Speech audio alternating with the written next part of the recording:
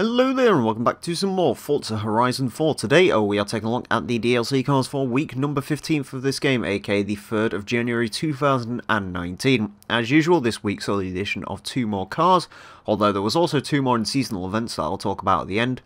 And the theme of this week was Italian Grand Tourers from 2 very different eras. We begin with the all-new 2017 Ferrari GTC4Lusso, 680 horsepower, 514 foot-pounds torque, 4,233 pounds of weight, front-engined all-wheel drive, S1 Class 840 PI. The replacement for the Ferrari FF, which in hindsight was a very weird car. It had a 4-wheel drive system that was sort of very odd. It didn't look particularly good. But the GTC4Lusso is its replacement, and I have to say, at first glance, it looks a lot better. In fact, I think this car looks absolutely fantastic. Controversial opinion, in fact.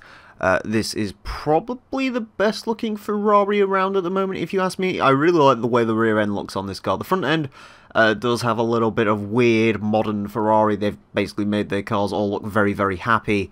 But it does look a lot better in the face of it than, say, the 812 Superfast and cars like that.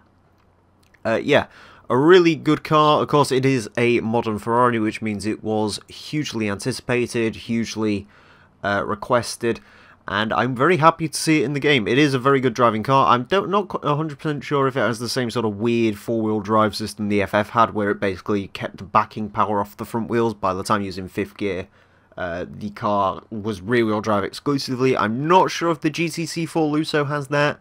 Hopefully not, but the little bit I drove of it, sort of trying to get thumbnails with it and stuff, it was a very nice car to drive, very fun car to drive, especially in the winter season here. This is the perfect Ferrari for that. It does sit in the Super GT class, and I don't believe we have actually had a car added to the Super GT class in this game yet. A lot of stuff usually falls under Extreme Track Toys or modern supercars. So it is kind of nice to see a car added to a class that's a little bit different. So that means if you're first getting into this game, which is viable, of course, because we're not that far removed from Christmas, you do have a really nice driving, probably one of the best driving Super GT cars in the game, which you can use straight off the bat if you have the car pass, which would be a good idea. Yeah, the Lusso is a fantastic car. I really like it. It's a really good addition to the game.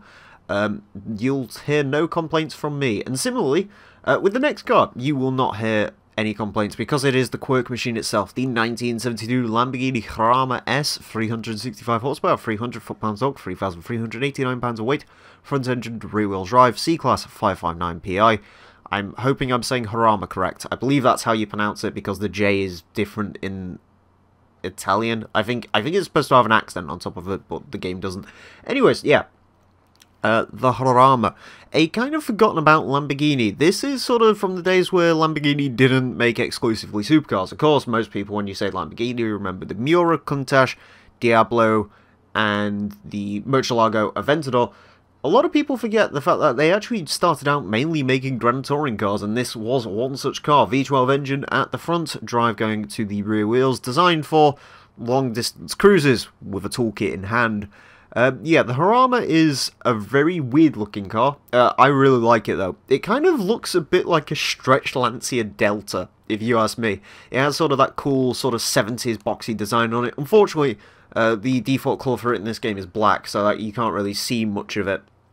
But if you get this car in some of the factory colours like green, yellow's a factory colour as well, and as you should all know by now, I'm a huge fan of the flashy colours. GTC4Lusso also comes in some pretty spectacular colours, as you probably see in the thumbnail. But yeah, the Jarama is a very cool looking car. I really like the Jarama, actually.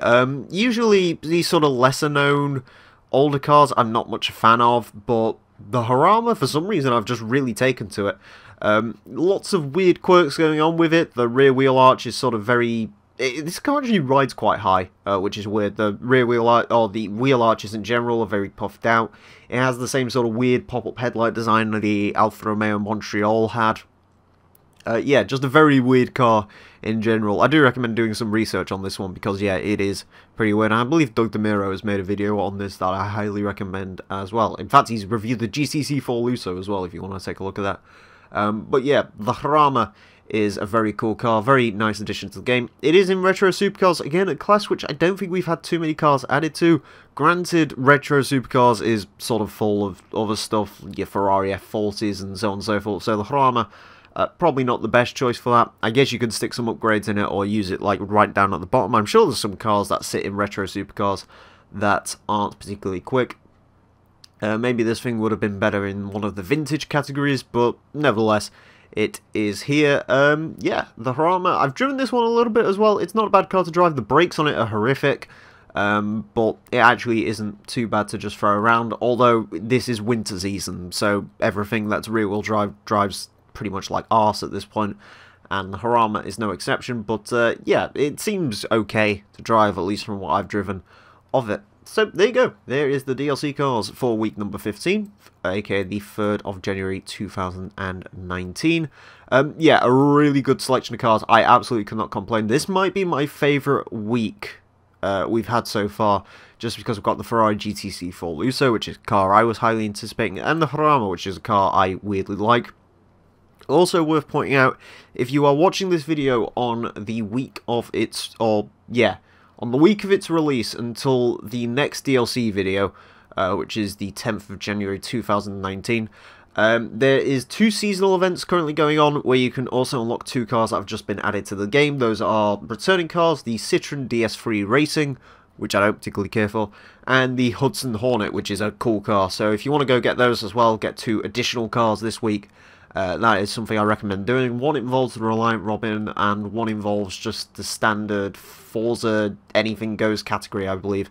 So yeah, some pretty cool rewards there as well. So if you want to go ahead and grab those, that would be a good idea to do so, because of course we don't know when those cars are going away. I'm going to start mentioning those in the DLC video. Last week we had the Mosler, which apparently had a couple of issues attached to it. But I will start mentioning when there's exclusive cars up for grabs now in these DLC videos as well. I guess it's more of a week review, but never mind. Anyways, yeah, very good week for the Car Pass. If you're a Car Pass owner, definitely come ahead and check the Jarama and the GTC4Lusso out, especially the Lusso, because that's a really good driving car, and the Jarama's just cool to cruise around in. Anyways, thank you all very much for watching, and until next time, farewell.